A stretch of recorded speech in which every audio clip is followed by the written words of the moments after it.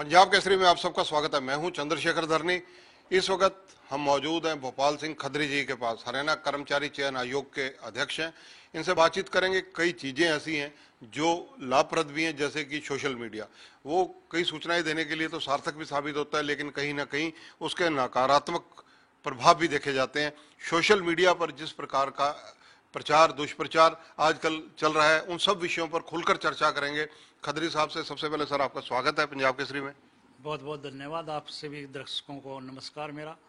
Sir, जिस प्रकार से चर्चा सबसे पहले मैं करूंगा कि जो एसआई की परीक्षा हुई, सबसे पहला क्वेश्चन मेरा यही है कि उसमें पुरुष व महिला दो वर्ग थे। उसमें कितने बच्चों ने अप्लाई किया और कितने टोटल अभी तक पद थे जो आपने भरने थे? देखिए धन्य साहब, पिछले कई दिनों से सोशल मीडिया पे एक अफवाह उड़ रही है कि एसआई मेल और फीमेल का जो पेपर हुआ था उसमें धांधली हुई है या उसमें एचएसएससी की तरफ से कुछ गड़बड़ हुई है। मैं इस बात को स्पष्ट कर देना चाहता हूं कि हमारा 26 सितंबर को मेल कांस्टेबल का पेपर हुआ था और वो गलती से गुड़गांव के 3 सेंटरों में कोई दूसरा सेट खुल गया था। हमने बच्चों को ऑप्शन दिया 13 अक्टूबर को पंचकूला में आइए।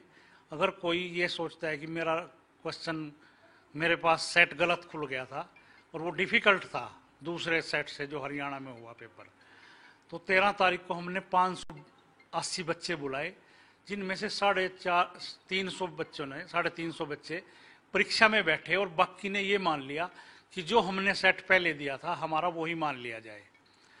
तो ये बीच में अफवाह उड़ी कि एचएसएससी ने तो जो अपने चहेते थे, सिफारशी थे, उनको 13 तारीख को बिठाया और उसमें 150 बच्चे पास हो गए।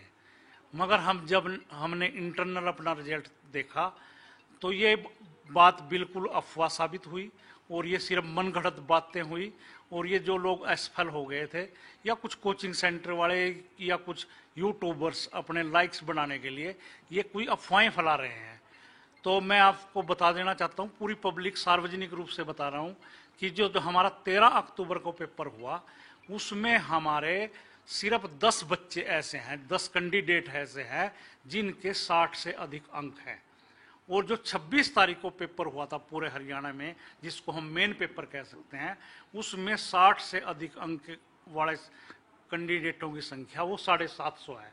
अगर इसको परसेंटेज में भी बांटें तो दोनों का प्रतिशत भी लगभग बराबर आता है, 3.5 से 4.25%। तो ये जो अफवाह थी ये बिल्कुल निराधार है और जो आरोप लगा रहे हैं वो बिल्कुल निराधार लगा रहे हैं, अपने लाइक बढ़ाने के लिए कर रहे हैं। और जो असफल कैंडिडेट हैं वो ही मांग कर रहे हैं कि सारा पेपर रद्द करके दोबारा किया जाए। आपके द्वारा जब से आप यहाँ आपने कार्यभार संभाला है, पारदर्शिता रखने की कोशिश पूरी की जा रही है। जब आपने एक परीक्षा में कोई शिकायत मिली दोबारा कर दी, तो ऐसी स्थिति में सीधे रूप से आप जिम्मेदार किसको मानते हैं? ये देखिए, हमने पारदर्शिता और योग्यता का पूरे की पूरी तरह से हम इस संकल्प को दोहरा भी रहे हैं और इसको हम करेंगे भी। ये धरनी साहब, ये रिजल्ट जब आएंगे तब हमारा पता लगेगा कि ये पारदर्शिता से हुआ है या भेदभाव से हुआ है या गड़बड़ हुआ। एक बार रिजल्ट तो आने दीजिए और सिलेक्टेड कैंडिडेट के जाके पूछिए कि आपकी कोई सिफारिश थी क्या या आपने कोई जुगाड़ किया था क्या। इसी के साथ साथ एक धारणा और बढ़ाई जा रही थी कि बच्चों के ऑब्जेक्शन के बिना इन्होंने रिजल्ट निकाल दिया, कि ऑब्जेक्शन को कंसीडर नहीं किया। ऐसा नहीं है। मैं सभी कैंडिडेट को बड़े नरम उससे बताना चाहता हूं कि जो हमारा 26 सितंबर को पेपर हुआ था उसमें हमने 7 ऑब्जेक्शनों को मानना है। उदाहरण के तौर पर तरावड़ी और तरोरी हमने दोनों माने हैं।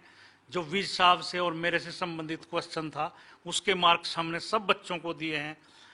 जो लकड़ी वाला एक क्वेश्चन था कि जीवाश्म क्या नहीं है, हमारा आंसर जो हमारे एग्जामिनर ने दिया था वो दिया था प्राकृतिक गैस, पर बच्चों की वो आई कि लकड़ी होती है, तो हमने लकड़ी को मान लिया है। इसी तरह से हमने 7 क्वेश्चनों को मानना है जो 26 सितंबर को हुआ था।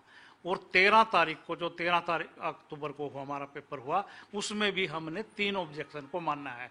हमने ऑब्जेक्शन मानने के बाद अपनी आंसर की रिवाइज करने के बाद ही रिजल्ट दिया है पीएसटी और पीएमटी के लिए। एक प्रश्न ये उठता है कि आपने रिवाइज की सार्वजनिक क्यों नहीं की। अगर हम सार्वजनिक करें उसको, और कोई बच्चा एक या आधे नंबर से रहता है, वो जाके कोर्ट में खड़ा हो जाता है, और कोर्ट जब तक हमारे को गलत या उस बच्चे को सही साबित कर दे, इतने दिन में 1 साल लग जाएगा।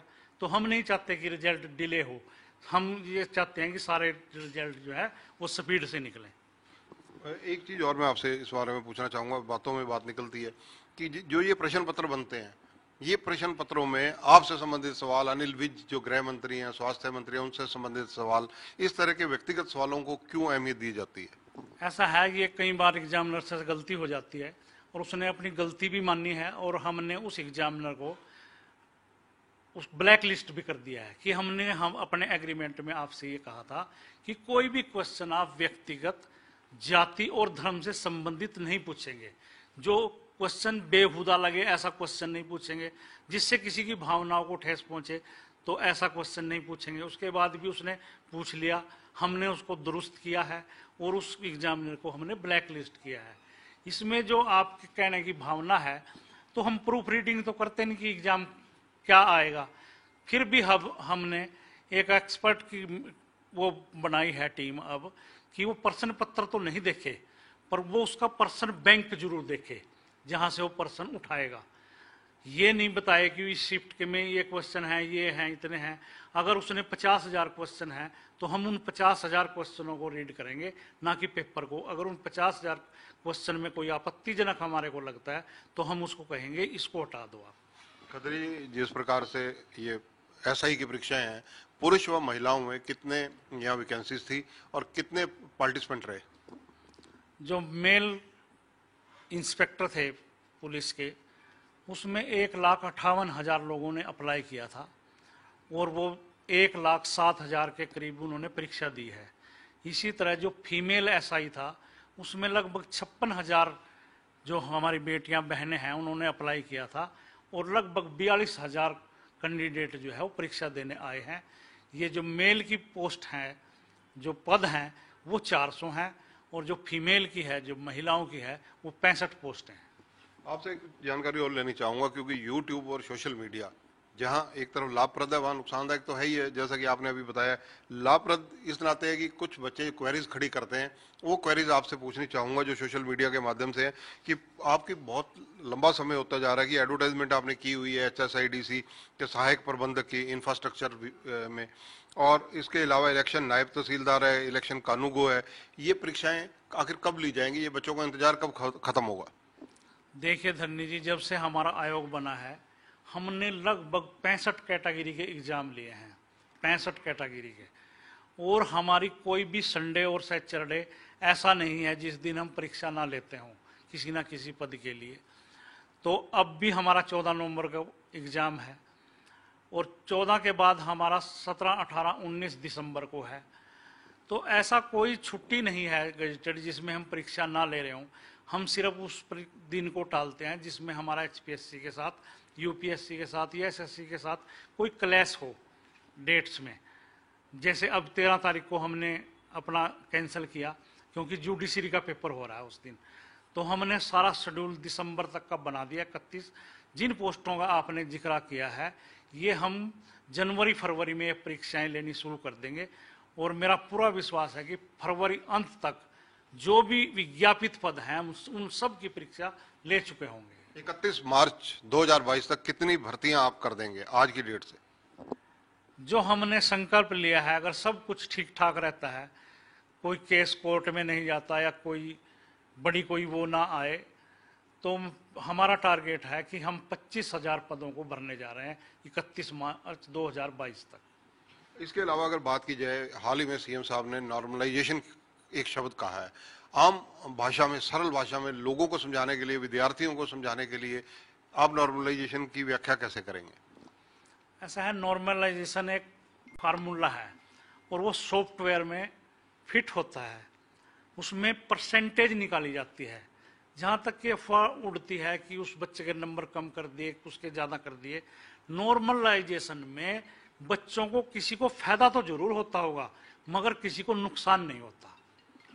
डिफाइंड सिलेबस की बात, सबसे अहम बात है ये इसका, क्योंकि हरियाणा के बहुत सारे मतलब हजारों बच्चे हैं जो इस बात के क्वेश्चन उठा रहे हैं और आप भी इसका उत्तर दे सकते हैं। क्योंकि एक अगर कहा जाए कि डिफाइंड सिलेबस अगर हरियाणा में जैसे और पैटर्न है के, आप केंद्र की कोई परीक्षा उठा लीजिए, उसके लिए एक क्राइटेरिया है कि उसी परीक्षा के अंदर जो क्वेश्चन आने हैं ऑलमोस्ट जो सिलेबस दिया गया उसी में से लिए जाते हैं, लेकिन हरियाणा में ये क्यों नहीं है?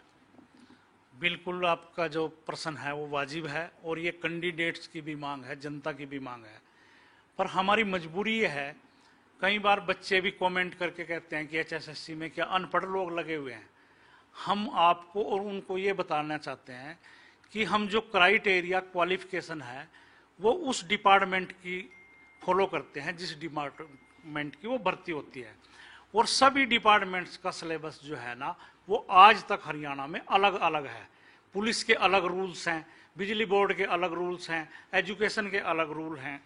तो इस बात को मैंने ध्यान में रखते हुए चीफ सेक्रेटरी को एक लेटर लिखा है कि आप जितने भी हरियाणा में गवर्नमेंट के डिपार्टमेंट, कॉरपोरेशन, कमीशन, अथॉरिटी हैं, उनको सबको लेटर लिखें कि आप सब अपने सर्विस रूल में चेंज करें, जो चेंज करने की जरूरत है।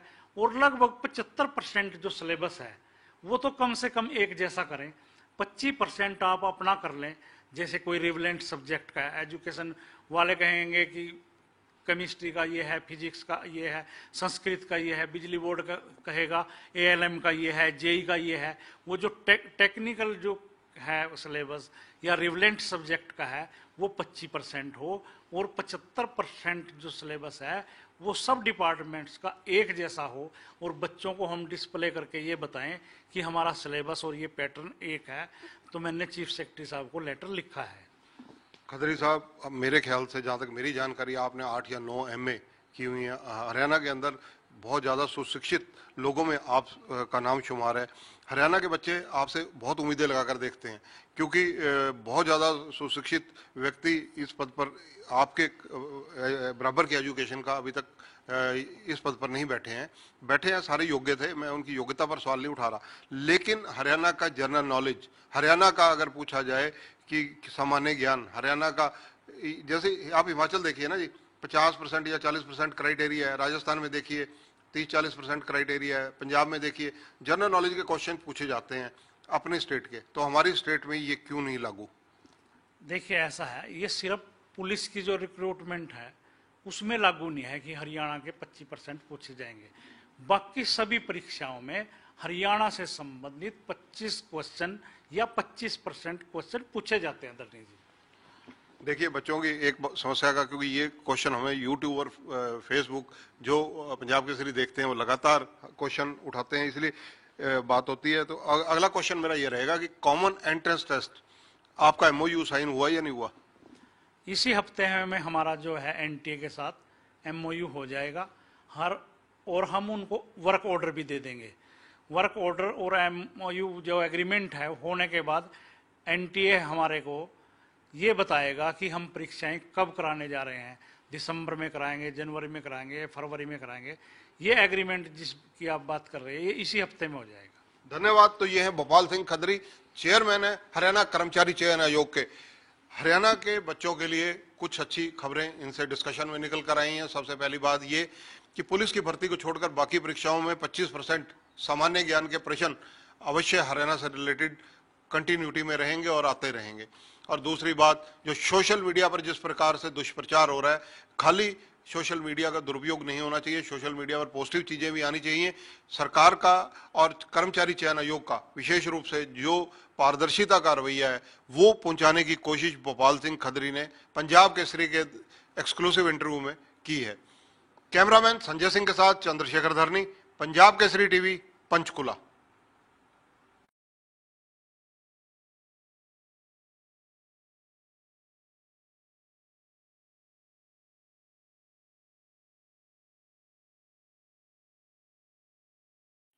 पंजाब केसरी में आप सबका स्वागत है। मैं हूं चंद्रशेखर धरनी। इस वक्त हम मौजूद हैं भोपाल सिंह खदरी जी के पास, हरियाणा कर्मचारी चयन आयोग के अध्यक्ष हैं। इनसे बातचीत करेंगे। कई चीजें ऐसी हैं जो लाभप्रद भी हैं, जैसे कि सोशल मीडिया, वो कई सूचनाएं देने के लिए तो सार्थक भी साबित होता है, लेकिन कहीं ना कहीं उसके नकारात्मक प्रभाव भी देखे जाते हैं। सोशल मीडिया पर जिस प्रकार का प्रचार दुष्प्रचार आजकल चल रहा है, उन सब विषयों पर खुलकर चर्चा करेंगे खत्री साहब से। सबसे पहले सर आपका स्वागत है पंजाब केसरी में। बहुत बहुत धन्यवाद। आपसे भी दर्शकों को नमस्कार मेरा। सर जिस प्रकार से चर्चा सबसे पहले मैं करूंगा कि जो एसआई की परीक्षा हुई, सबसे पहला क्वेश्चन मेरा यही है कि उसमें पुरुष व महिला दो वर्ग थे, उसमें कितने बच्चों ने अप्लाई किया और कितने टोटल अभी तक पद थे जो आपने भरने थे?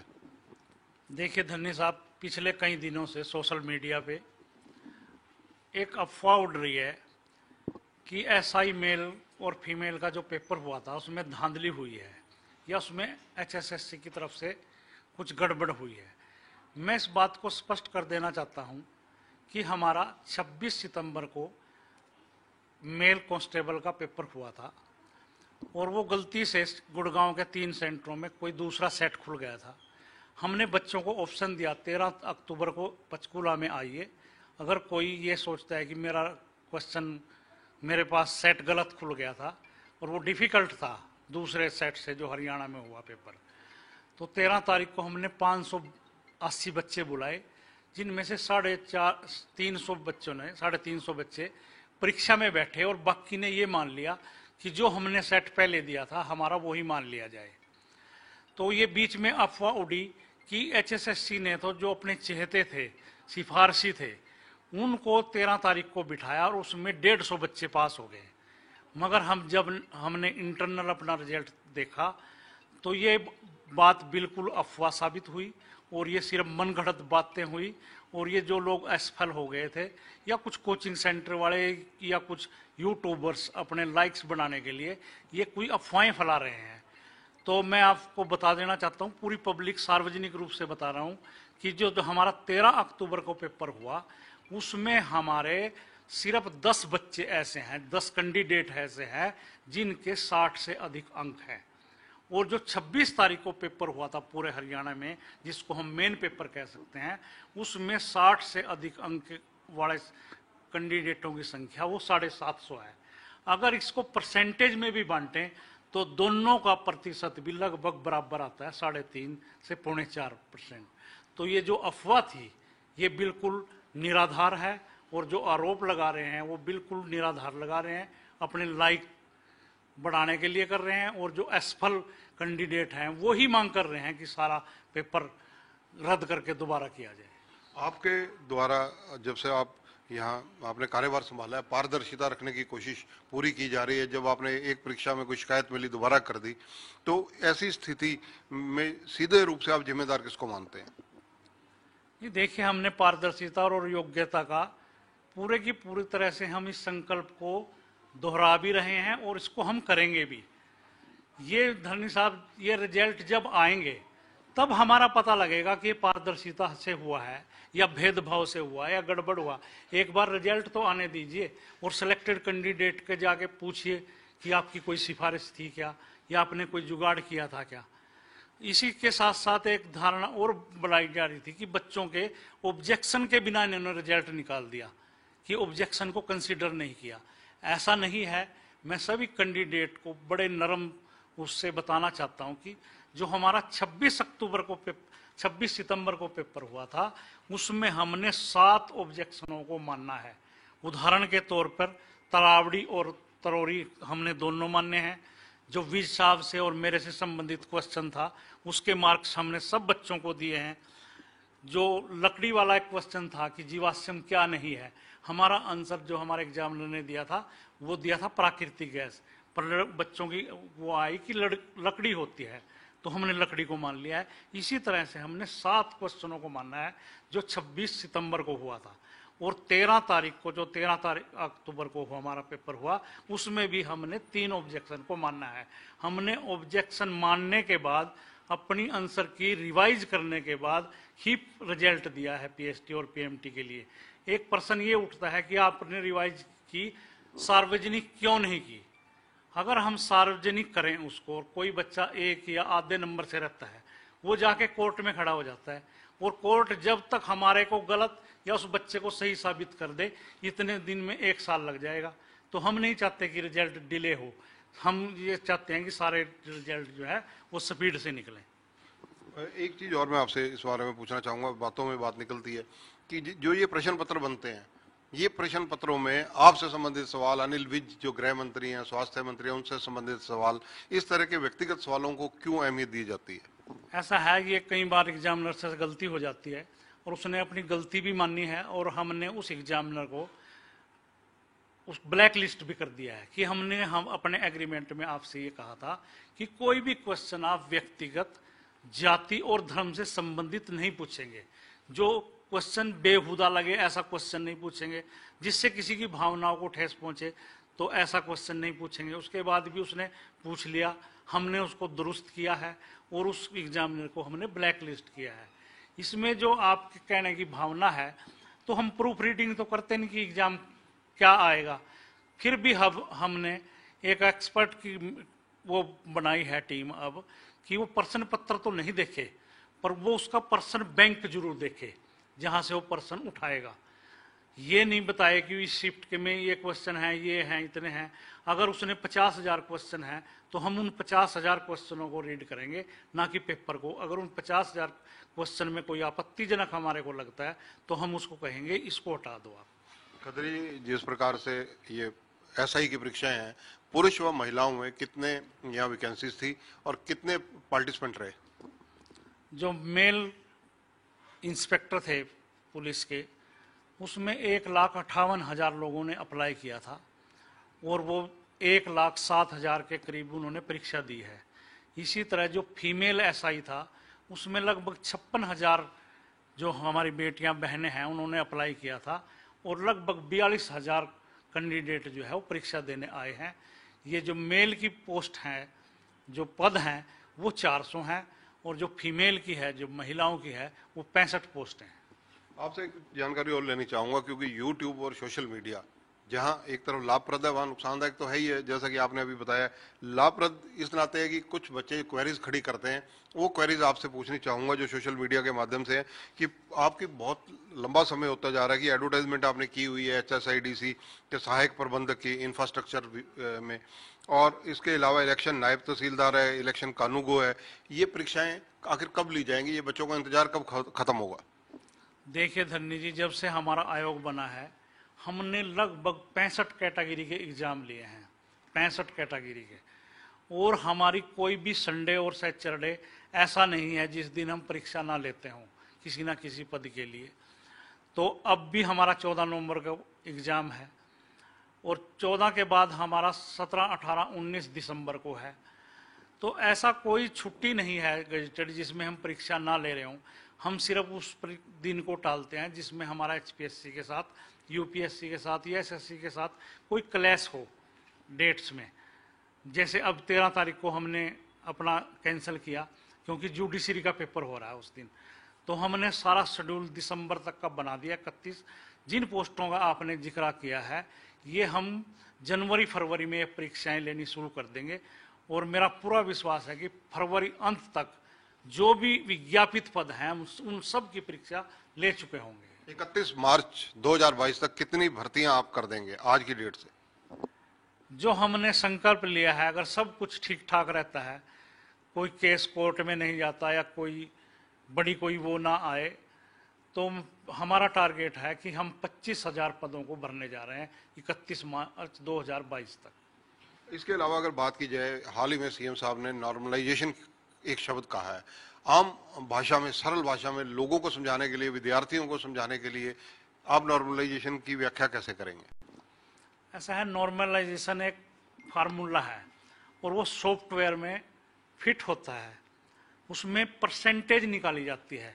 जहाँ तक कि अफवाह उड़ती है कि उस बच्चे के नंबर कम कर दिए, उसके ज़्यादा कर दिए, नॉर्मलाइजेशन में बच्चों को किसी को फायदा तो जरूर होता होगा मगर किसी को नुकसान नहीं होता।